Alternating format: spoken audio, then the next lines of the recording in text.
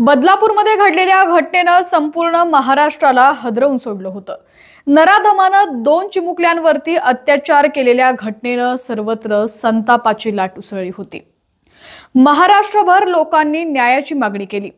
कोणतीही माफी नाही, कोणताही विलंब नाही, फक्त तात्काळ फाशीची शिक्षा ही जनतेची एकमुखी मागणी होती। आणि काल शेवटी त्या नराधमाचा शेवट झाला। बदलापूरच्या घटनेनं राज्यातील प्रत्येक जनतेच्या मनात भीती बसली होती। आपली देखील मुलगी शाळेला कॉलेजला जाते, तिच्या संरक्षणाचं काय असे एक ना अनेक प्रश्न पालकांना पडले होते। पण काल जे घडलं त्यामध्ये अनेकांनी आनंद व्यक्त केला। 13 ऑगस्टला घटना घडली होती, तर 16 ऑगस्टला पोलिसांनी तक्रार दाखल केली। त्यानंतर पोलिसांनी नराधमाला पकडून न्यायालयात उभं केलं। त्याच्या कुकर्मांची साक्ष देणारे पुरावे आणि साक्षीदार स्पष्ट होते। तरीही हा विषय फक्त कायद्याने संपणारा नव्हता, कारण जनतेच्या मनातील भावना अत्यंत तीव्र होत्या।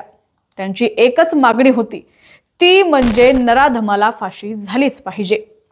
सर्वांनी शक्ती कायदा लागू करण्याची मागणी केली होती, ज्यामुळे पुन्हा असं घडणार नाही।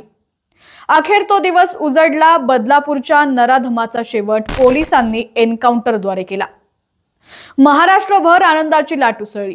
पोलिसांचं आणि गृहमंत्री देवेंद्र फडणवीस यांचं कौतुक होतंय। न्याय मिळाल्याच्या भावनेत महाराष्ट्रानं स्वातंत्र्य अनुभवला। त्या 2 चिमुकल्या मुलींना अखेर न्याय मिळाला आणि जनतेच्या मनात थोडी शांतता आली।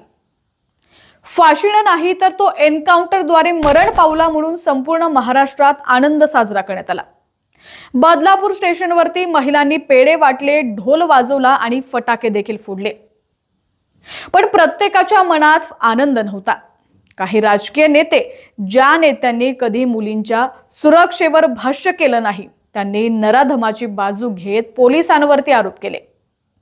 एखाद्या आरोपीची बाजू घेणं हे देखील त्या गुन्ह्यात साथ देण्याचंच म्हणता येईल। शिवसेना ठाकरे गटाच्या उपनेत्या सुषमा अंधारे, ज्या एक ज्येष्ठ नेत्या आहेत, त्या या एन्काउंटरला हत्या म्हणत आहेत। तर शरद पवारांना पोलिसांचं चुकलं असल्यासारखं वाटतंय।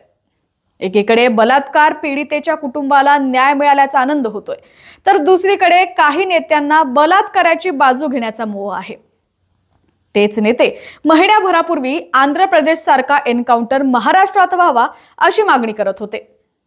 अंबादास दानवे यांनी तर नराधमाचं एन्काउंटर व्हावं असं म्हटलं होतं। पण आता एन्काउंटर झालाय तर ते संशय व्यक्त करतायत।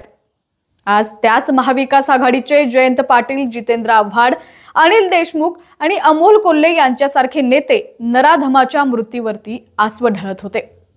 राजकारणातला हा विरोधाभास जनतेच्या डोळ्यासमोर उघडपणे आला। त्या मुलींच्या सुरक्षेची काळजी कधी या नेत्यांना नव्हती आणि आता तर ती अधिकच नाहीये। त्यांच्या राजकारणाच्या पटलावर या घटना फक्त साधन आहेत, ज्याचा उपयोग केवळ सत्ता मिळवण्यासाठी होतोय। पण या राजकारण्यांना हे लक्षात ठेवावं लागेल की महाराष्ट्रानं कधीही बलात्काऱ्यांना किंवा त्यांच्या समर्थकांना माफी केलेलं नाहीये, ना कधी करेल।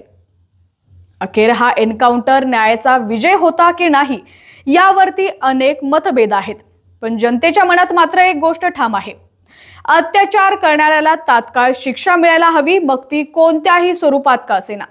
बदलापूरच्या या घटनेनं महाराष्ट्रात न्यायाची भावना अधिक बळकट केली आणि पोलिसांनाही त्यांच्या कर्तव्याची जाणीव करून दिली।